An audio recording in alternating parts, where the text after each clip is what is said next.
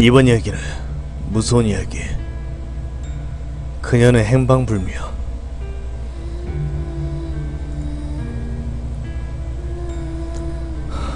또다. 또 그 여자가. 악몽 같았던 밤은 지나갔다. 나는 흥건히 젖은 이마를 닦으며 이불에서 빠져나왔다. 온 방 안에 햇살이 환하게 들어오고 있었지만 나 홀로 악몽 속에 갇혀있는 듯했다. 발가락에서부터 정수리까지 관통하는 그 서늘한 느낌. 그 느낌을 지울 수 없다. 아직도 그 여자가 창백한 얼굴로 날 내려다보고 있을 것만 같다. 나는 4년 전부터 주기적으로 악몽에 시달리고 있다. 그동안 꾼 악몽을 공포 영화로 만들며 적어도 200편은 넘을 터였다. 출연자는 바뀌는 법이 없이 정해져 있다. 나와 그 여자. 여자는 내 위에 누워서 날 내려다보고 나는 벗어나려고 발버둥 친다. 여자가 나타난 날에는 때처럼 몸이 무겁다. 그래서 일찍 잠자리에 들게 되고 서늘한 느낌이 들어서 눈을 떠보며 악몽이 시작되는 패턴이다. 눈꺼풀을 들어올리며 창백한 뺨과 거미줄처럼 늘어뜨린 머리카락이 먼저 보인다. 여자는 내 위에 누워있다. 한 뼘 정도 공간을 두고 허공에 둥둥 떠서 그녀는 등장해서 퇴장할 때까지 굵은 눈물을 뚝뚝 떨어뜨리고 있다. 그 얇은 입술을 달싹이며 하는 말은 도와줘요. 목소리며 표정이 그렇게 서글플 수가 없다. 분명 꿈일 텐데도 나는 외면하지 못하고 어쩔 줄 몰라 한다. 내 뺨 위로 떨어지는 여자의 눈물이 생생하기 때문일까. 하기야 세상 어떤 사람이 어떤 남자가 도와주세요 라고 그 애틋한 부탁을 외면할 수가 있겠는가. 더구나 아는 사람이라며 정확히는 한 달이 건너서 알고 있는 사이였지만 그녀는 내 대학 시절 스승의 딸이었다. 결벽증과 고지식함으로 유명했던 최 교수. 그의 외동딸이 분명했다. 꿈속에서 그녀를 보자마자 알아차렸다. 누구였더라. 그 이상했던 애. 아버지 후광으로 대학에 입학한 재수없는 애. 선배 동기 할 것 없이 꼬리치고 다니는 불륜, 스토커, 미저리 등등 많은 별명이 그녀의 뒤를 따랐다. 그 소문이 사실인지 거짓인지 확인할 기회도 없었다. 2학년을 마치기도 전에 휴학학원 잠적해버렸으니까 그녀가 사라진 후에도 사람들의 기억에서 잊혀지지 않았다. 채연이라는 이름이 캠퍼스 내 유령처럼 떠돌아다녔다. 최 교수가 강단에 설 때마다 그의 딸 또한 입방아에 올랐다. 깐깐하기로 유명했던 교수가 재수없기로 유명한 딸의 조합은 뒷담화 소재로 쓰기엔 환상이었다. 최 교수 모녀 이야기를 할 때면 내 이름도 간간히 등장하곤 했다. 야 애제자! 스승님한테 쪼르르 달려가서 일러 바치는 건 아니겠지? 누가 애제자야? 과제도 안 내, 시험도 백지로 갖다 내고 그렇다고 출결이 좋은 것도 아니고 그런데도 A뿔? 그 깐깐하기로 유명한 최 교수가 너한테 점수를 퍼주잖아. 교수님 애정을 한몸에 받는 기분 어때? 최 교수의 애제자가 내 별명이었으니까. 그들 모녀 사이에 어중간하니 엑스트라로 등장할 수밖에 없었다. 내가 생각하기에도 최 교수의 관심은 어색했다. 나는 그리 성실한 편도 아니었고 부칩성이 좋았어. 최 교수들에게 사랑받는 학생도 아니었으니까. 그런데도 최 교수는 날 곁에 두려고 했다. 계절학기 중에는 그의 잔심부름을 도맡았을 정도니까. 아무튼 내 기억 속에 최 교수와 채연이는 유별을 한 이상한 사람들로 저장되어 있다. 그런데 4년 전부터 채연이가 내 꿈에 나타나기 시작한 것이다. 누가 봐도 귀신인 몰골로.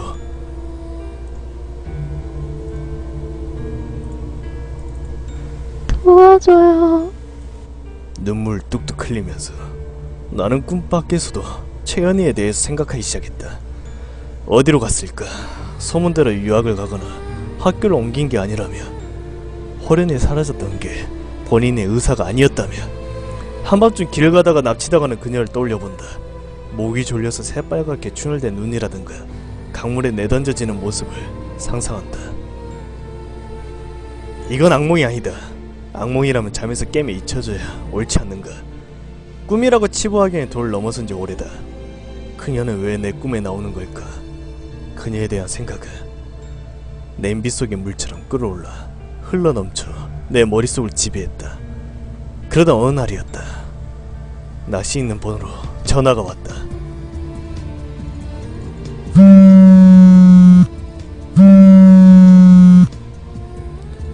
예, 여보세요? 그동안 잘 지냈나? 나이스! 최 교수! 다름 아닌 최 교수였다. 몇 년 만에 듣는 최 교수의 목소리는 늙고 지쳐 있었다. 자, 염치 없지마. 한 가지 부탁이 있네만. 그는 여전히 나를 자신의 애제자, 부려먹기 좋은 순진한 학생 정도로 생각하는 듯 했다. 그의 품을 떠난 지 4년이나 흘렀건만. 아닙니다. 다른 분도 아닌 교수님 일인걸요. 말씀하십시오. 휴가 동안 집을 봐줄 수 있겠나? 일본에 급하게 갈 일이 생겨서 말일세. 이해되지 않는 부탁이었다. 몇 년, 몇 달만도 아니고 고작 며칠 떠나 있는 동안 집을 봐달라니. 애완동물이 있는 것도 아니고 날 집 지키는 개 취급하고 있을 수도 있겠지. 여러모로 석연찮은 부탁이었다. 선뜻 그러겠노라 대답하기도 거절하기도 애매했다. 어쨌거나 그가 점수를 잘 준 덕분에 졸업해서 취업까지 탄탄대로였으니까. 이어진 침묵의 최 교수는 속내를 털어놓았다. 혹시 연희를 기억하나? 저 연희라면 따님 말씀이십니까? 그래, 벌써 4년이 넘었구만. 자네가 어떤 소문을 들었는지 몰라도 내 딸은 방탐한과는 거리가 멀었다네. 따님이라면 유학 간 걸로 알고 있었는데요. 무수한 추측의 씨앗만 뿌려놓고 연기처럼 사라진 최연희. 그녀가 사라진 이유에 관해 여러 가지 소문이 있었지만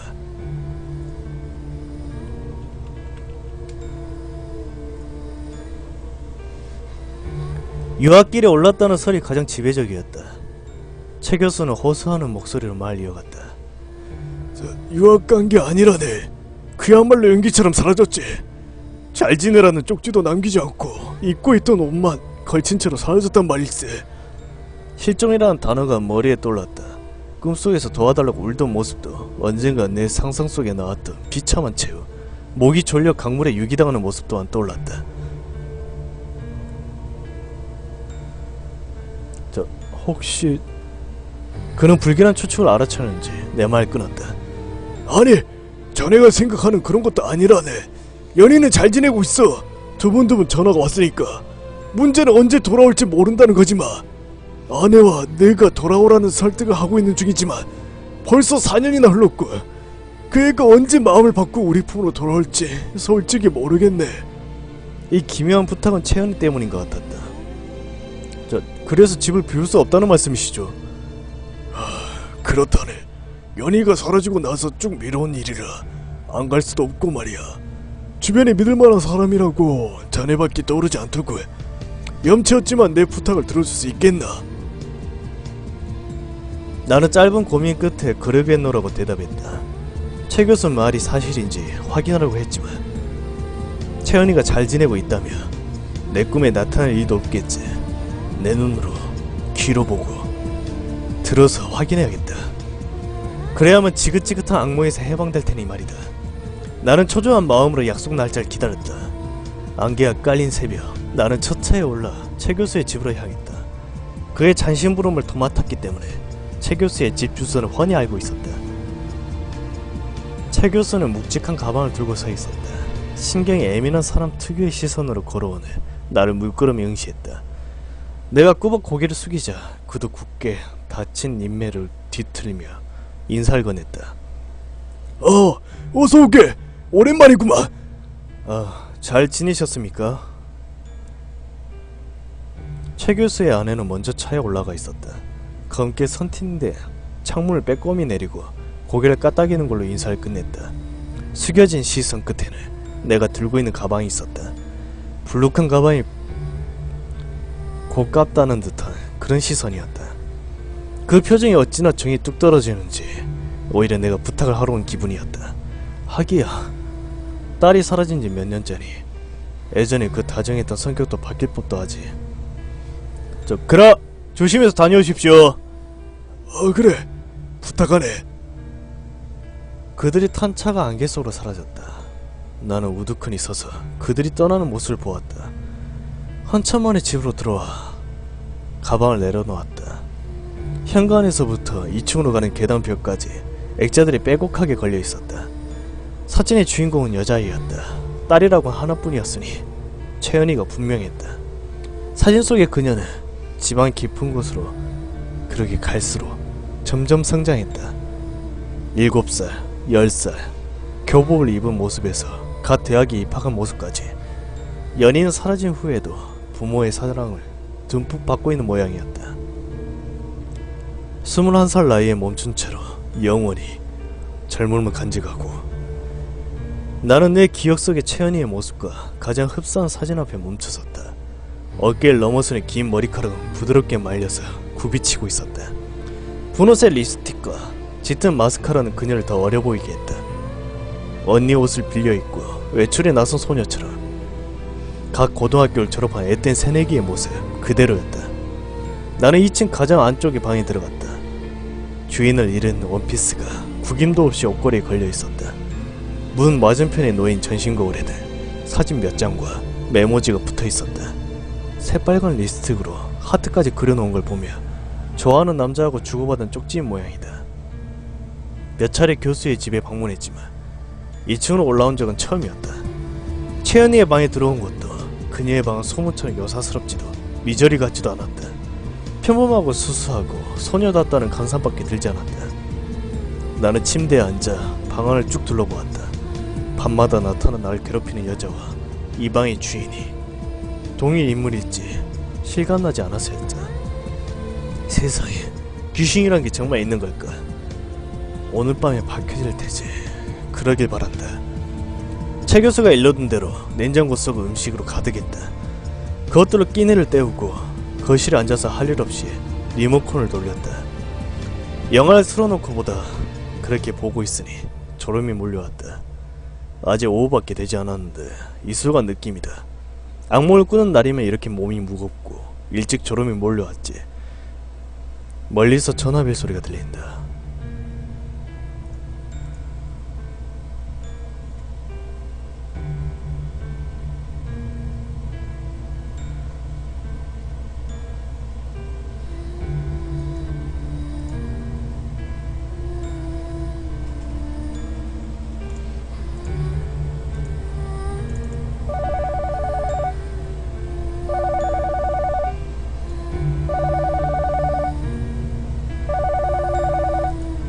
몽롱한 정신 너머로 그 소리가 아득하니 흩어진다. 전화 받아야지. 최 교수일지도 모르잖아. 아니, 채연이가 전화한 걸지도 모르고. 반쯤 일으킨 몸이 옆으로 스르륵 쓰러졌다. 발끝에서 차가운 유리잔이 느껴졌다. 좀 전에 마시려고 따라 놓은 콜라컵이다. 카펫 어쩌지. 나는 잠들기 직전에 엉망이 된 카펫을 보고 최 교수가 불같이 화내는 모습을 상상했다. 그게 웃겨서 조금 웃었다. 그렇게 낄낄 웃다가 정신을 차려보니 또다.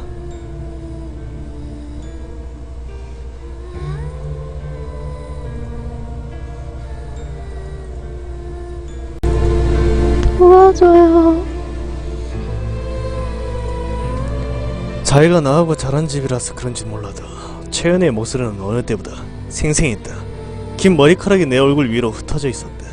막 물소리에서 뛰어나와 뱀을 얼굴에 올려놓은 듯한 촉감이었다. 방울져 똑똑 떨어지는 눈물 또한 황상이 아닌 진짜 같았다. 채연이가 흘린 눈물이 핏빛으로 변하기 시작했다. 커다란 눈망울 가득 고여 그렇게 있던 눈물 또한 피로 변했다.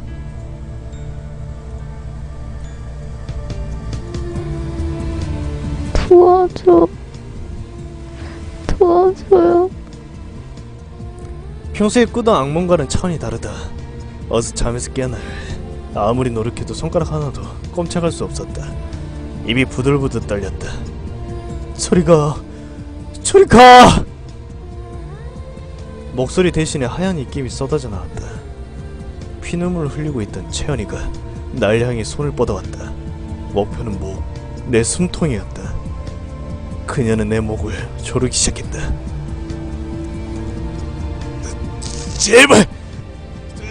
제발 좀 떨어져! 나한테서 떨어지라고! 나는 온 힘을 다해 외쳤다. 왜 나한테 이러는 거야? 하고 많은 사람 놔두고 왜? 어? 사력을 다해 발버둥 치자 서서히 몸의 감각이 돌아오기 시작했다. 그런데도 채연이는 떨어질 줄 몰랐다. 좀 떨어져, 이 철거무리 같은 년! 나는 이성을 잃고 채연이의 목을 조르기 시작했다. 그녀의 목은 얼음처럼 차가웠고 상에서 썩기 시작한 야채처럼 물컹거렸다. 찐덕거리는 액체가 내 얼굴에 쏟아졌다. 그녀는 정말 거머리라 된 것처럼 나한테 찰싹 달라붙었다. 온 힘을 다해 그녀를 나한테 떼어놓기 위해서 애썼다. 그리고 어느 순간 나는 허공을 움켜쥐고 있었다. 연기처럼 사라졌다. 어디로 갔지? 꿈이었나? 꿈을 꿨다고 하기에는 목의 통증이 여전했다. 손에 남은 감촉도 여전했고 나는 치미는 구역질을 느끼며 화장실로 달려갔다. 변기에서 고개를 들고 거울 보니 파리한 안색의 남자가 헐떡거리며 서 있었다. 이래도 귀신의 존재에 의문을 가질 건가? 씨발. 여기 저절로 튀어나왔다. 최 교수의 집무실에 신분을 하러 가며 참백한 얼굴을 비스듬히 기울이고 날 쳐다보던 그 연약한 채연이가 귀신이 돼서 내 목을 조르다니. 허무한 웃음이 허공에 흩어졌다. 어디서부터 꿈이고 어디서부터 현실일지 엉망이 된 카펫을 보니 콜라컵을 엎은 거 진짜였나 본데 나는 부엌으로 가서 행주와 종이 타올을 가져가 카펫의 얼룩을 닦기 시작했다. 뭐야? 이상하다. 나는 타올을 내던지고 카펫의 얼룩을 유심히 관찰을 했다. 엎어진 모양이 퍼져나가야 정상인데 도중에 뚝하고 끊어졌다. 꼭 카펫 아래에 공간이 있는 것처럼 그리로 흘러내린 것처럼. 나는 가방을 열고 장돌이 달린 망치를 꺼냈다.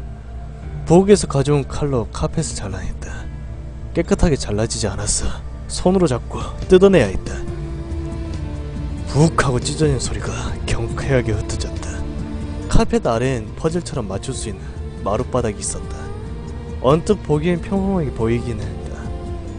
콜라병을 가져와 여기저기 흩뿌렸다. 그러자 특정한 자리에서만 콜라가 스며드는 것이 보였다. 올커리, 이번엔 장돌이 차례다. 장갑을 꺼내서 끼고 망치를 단단히 틀어쥐었다. 장돌이 끝을 마루 사이에 집어넣고 힘을 주어서 누르자 어렵지 않게 분리해낼 수 있었다. 그 다음 반복에 또 반복이었다. 나는 미친놈처럼 마루를 뜯어내는 일에 열중을 했다. 시간이 얼마나 흘렀을까. 등과 겨드랑이가 축축하게 젖은 게 느껴졌다. 마룻바닥을 해체하자 흙이 드러났다. 단단하게 다지긴 했지만 콜라를 뿌린 덕분인지 파내기에 무리는 없었다. 나는 털썩 무릎을 꿇고 흙을 파헤치기 시작했다. 삽 대신 장도리를 들고 손톱 사이로 흙 알갱이가 파고들고 숨은 거칠어져 간다. 땀과 흙이 뒤섞여 입 안으로 들어온다. 그것은 손등으로 쓱 훔치고 아래로, 더 아래로 흙을 파내려갔다. 그때 망치 끝에서 무언가 걸린 느낌이 났다. 돌멩이는 아니다. 부드럽고 말캉거리는. 그래, 내가 찾고 있던 것처럼. 나는 망치를 집어던지고 손으로 흙을 헤집기 시작했다. 가장 먼저 봉긋하게 솟은 가슴이 나타났다. 그 다음에 오똑한 콧망울이, 둥그런 이마가, 흙에 묻혀있던 머리카락이 내 손가락에 엉겨들었다. 꿈에 와서는 정반대로 이번에는 내가 채연이의 위에 누워서 그녀를 내려다보고 있었다. 이곳에 있었다. 연기처럼 사라졌던 채연이가 아버지의 발 아래에 묻혀서. 그 미친 새끼, 자기 딸을 자기 집 한가운데에 묻었어. 미친놈! 다시 한번 최 교수의 집무실에서 봤다. 채연이의 모습이 스쳐 지나갔다. 내가 와있을 때며 수줍게 나타나 볼을 복숭아빛으로 물들이던 그 모습이 최 교수는 미친 게 분명하다. 그 와이프는 또 어떠한가. 아침에 그 음울한 표정, 진실을 모르고서야 그런 표정을 지을 수 있겠는가. 집 구석구석 도배를 하시다시피 걸려있던 딸의 사진, 부정 입학을 시켜서라도 곁에 두고 한 최 교수의 행동, 집착에 가까운 사랑을 받고 있다는 것을 어렵지 않게 짐작할 수 있었다. 아니, 그렇다고 해도 어떻게 이런 짓을...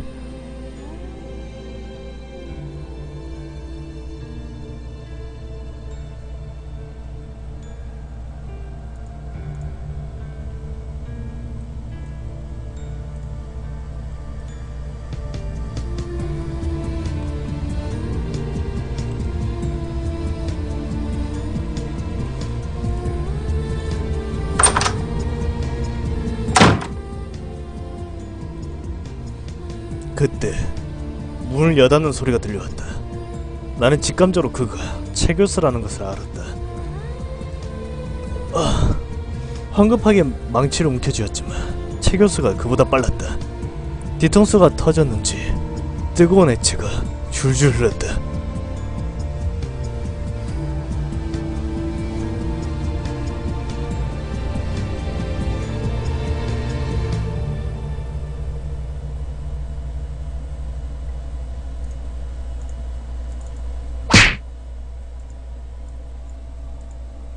검은 그림자는 내 앞으로 뚜벅뚜벅 걸어왔다.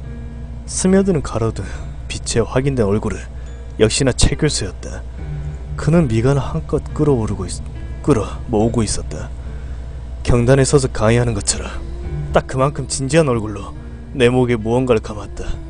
로프였다. 로프에서 썩은 내와 함께 물비린내가 뒤섞여 있었다. 교수님, 왜 이러시는 거예요?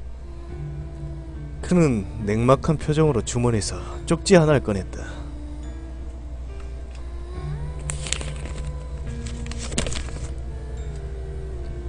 최연이에 봐.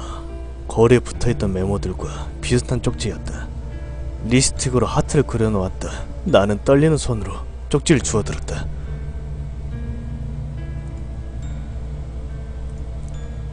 그 쪽지에는 이렇게 적혀져 있었다.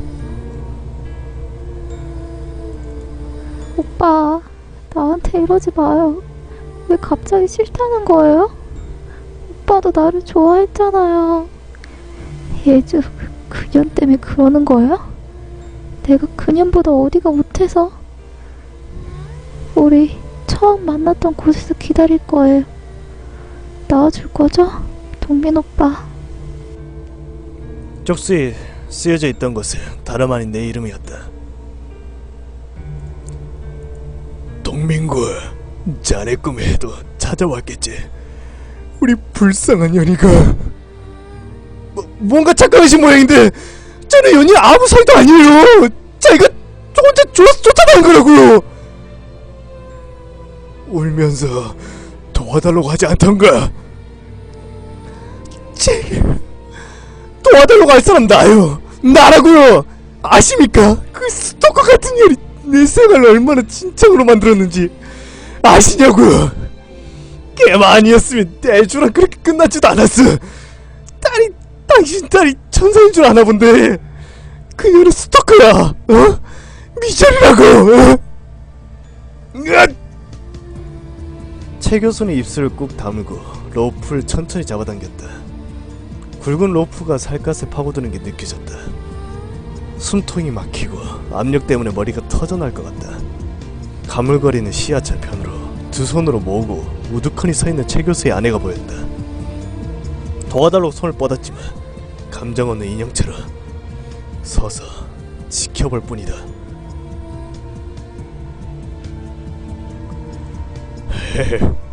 처음 연희가 꿈에 나와서 도와달라고 했을 때 그 애가 죽은 걸 알았자 했지. 경찰에선 단순 가출로 처리해버렸지만 우리 연희는 말도 없이 가출한 애가 아니었으니까 무슨 일이 생겼을 거라고 추측하곤 있었어. 내가 놀란 건 연희의 죽음 때문이 아니었어. 살인자의 정체 때문이었지.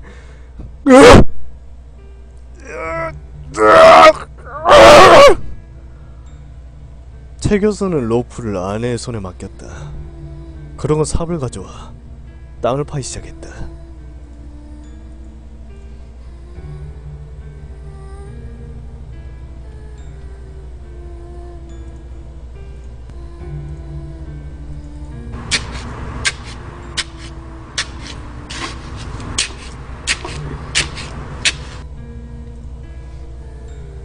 정확히는 채연이가 묻혀있는 곳 바로 옆자리를.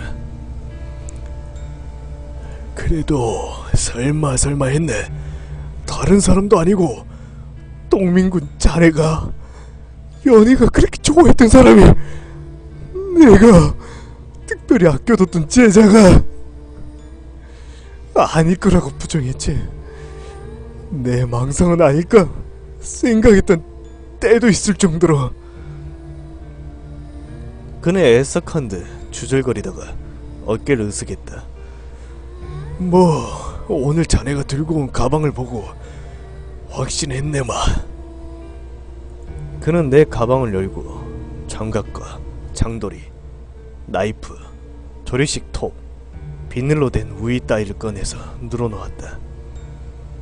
최 교수의 아내는 혐오감 어린 표정으로 로프를 세게 잡아당겼다. 이제 끝이 왔음을 직감했다. 더는 발버둥 칠 힘도 남아있지 않았다. 나는 두 팔 힘없이 늘어뜨렸다. 아무도 로프를 잡고 있지 않았지만 나는 일어설 기력도 없이 기침만 쿨럭쿨럭 쏟아냈다. 최 교수가 한 삽 가득 흙을 퍼서 내 위로 뿌리는 광경을 지켜볼 수밖에 없다. 그의 아내가 무릎을 꿇고 딸의 뺨을 쓰다듬었다.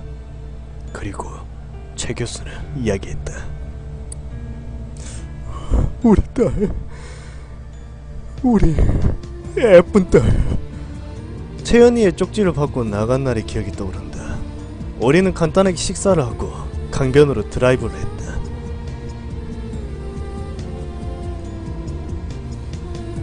채연이가 가는 동안 내내 히스테리를 부렸기 때문에 정신을 차려보니 인적이 드문 곳이었다.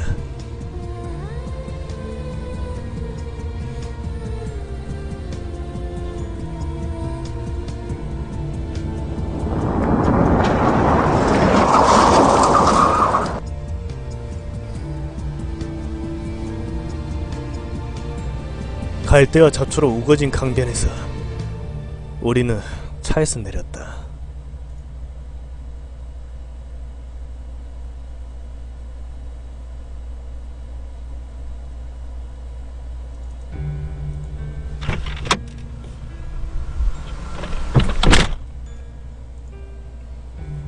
내가 먼저 뛰쳐나갔던 것 같다. 채연이 뒤따라 나와서 난리 협박하기 시작했다.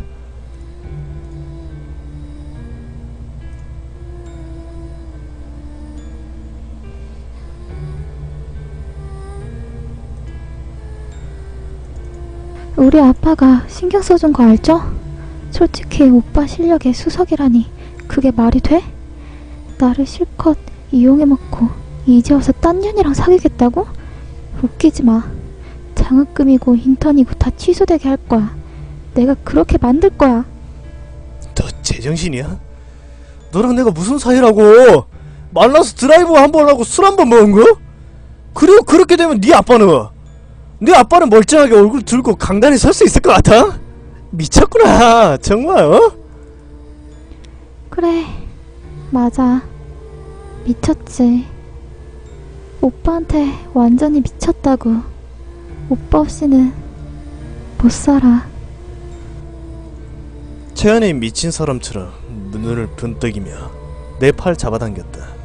그녀가 향한 곳은 강물이었다.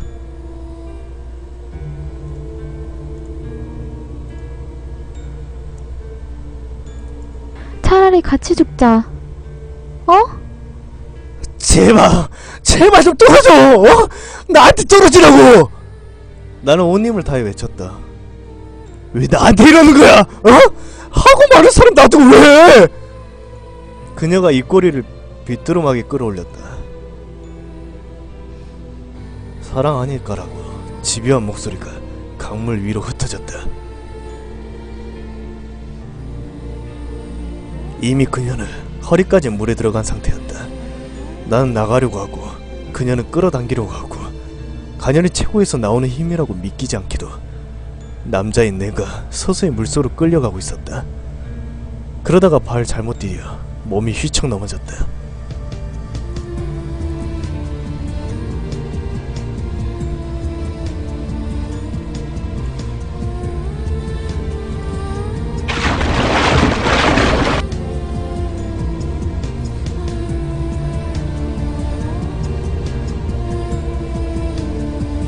채연이는 이때다 하고 아예 내 몸에 올라타 날 끊어놨다. 그녀의 집착은 나를 가라앉게 만들었다. 나는 살기 위해 방불어덩 치다가 손에 닿은 돌멩이를 움켜쥐고 힘껏 휘둘렀다.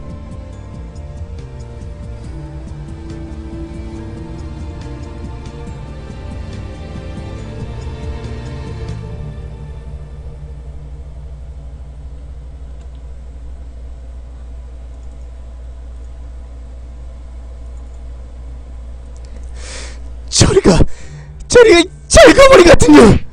이 비자리 같은 년!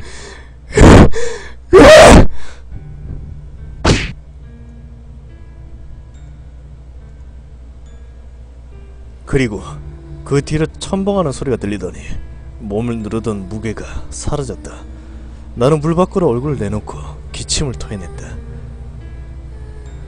손에는 아직도 돌멩이를 쥐고 있었다.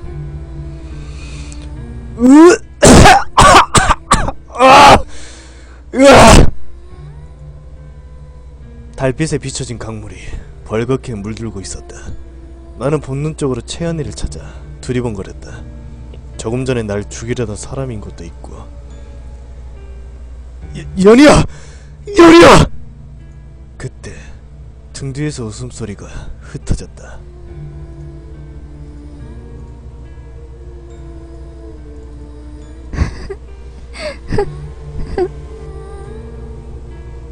채연이었다. 머리를 피로 물들이고 눈꺼풀은 경련하면서 셀주 입꼬리를 끌어당기고 웃었다. 참을 수 없다는 듯이 기쁘게.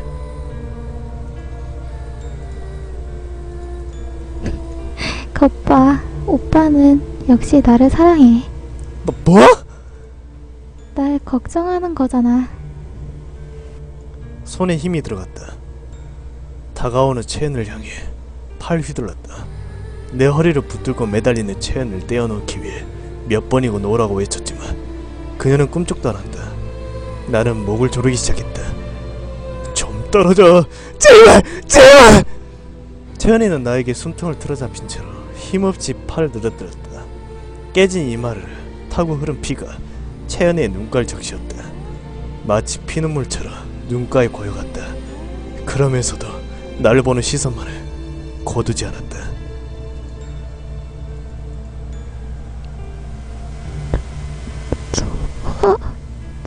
도와줘. 나는 눈을 질끈 감고 목을 조르고 있는 손을 물속으로 집어넣었다.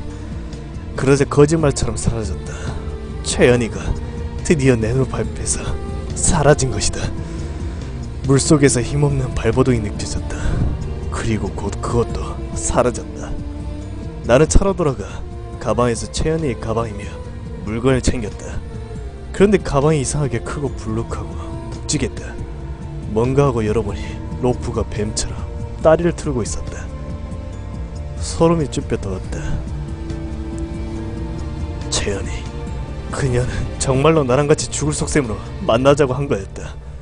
마지막 여행이니 어찌한 것도 다. 머리 위에서 웅웅대는 목소리가 들려온다. 최 교수다. 이제 행복하니? 우리 딸.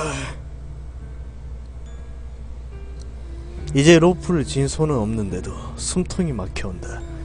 아니, 로프 대신에 다른 것이 내 목을 휘감고 있다. 차갑고 가느다라 채연이의 발이 마지막 힘을 다해 고개를 옆으로 돌리자 채연이가 나를 보고 웃고 있다. 4년이 지났는데도 썩지 않은 얼굴로 얼굴 위로 흙이 계속 쏟아진다. 귓가에 닿는 입술이 속삭인다.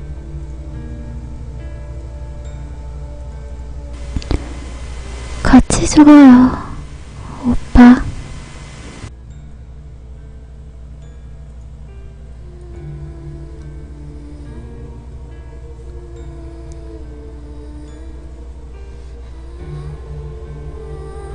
정말 팔지 않으실 겁니까?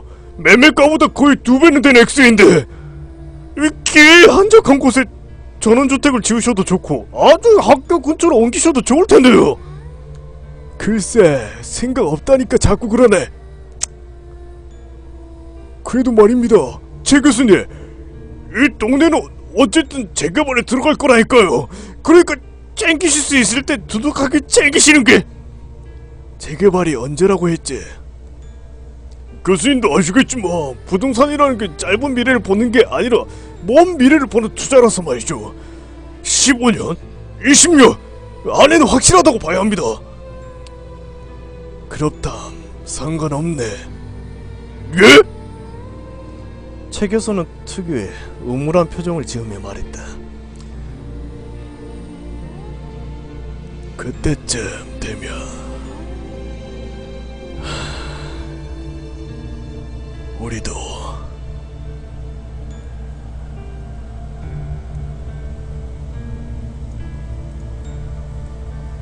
우때 아니 오유의 뽕부님의 이야기였습니다.